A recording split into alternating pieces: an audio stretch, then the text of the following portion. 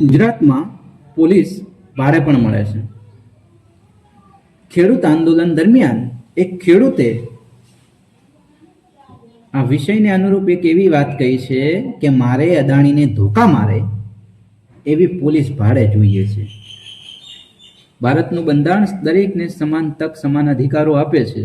તો એ અધિકારોને ધ્યાને રાખી જો પોલીસ ખેડૂતના ખેતરમાં આવી અને દાભલા નાખવા માટે ખેડૂતો પર ગુંડાગર્દી કરે, ખેડૂતોને લાફા મારે કારણ કે ભાડે લાવી છે, તો એવી પોલીસ અમારે પણ ભાડે જોઈએ છે. ખેડૂતનું કેવું છે કે જે અદાણીને ધોકા મારે.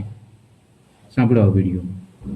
મારે અદાણીના ફળિયામાં એક થાંભલો ખોળવો છે, એના માટે મારે સુપ્રીમ કોર્ટના જજ પાસેથી એક પરમિશન જોઈએ છે કે એક થાંભલો સુપ્રીમ કોર્ટના જજના ફળિયામાં અને એક અદાણીના ફળિયામાં મારે થાંભલો ખોળવો છે. મને સુપ્રીમ કોર્ટ પરમિશન આપે. જો અદાણી અને સુપ્રીમ કોર્ટનો જજ આ થાંભલો ખોળવાની ના પાડે તો મારે ભાડે પોલીસ જોઈએ છે અને એને બેને ધોકા મારે એવા પોલીસ જોઈએ છે. મારે ભાડે લેડીઝ પોલીસ જોઈએ છે, એના ઘરના લેડીઝના જટિયા પકડીને મારે એવી.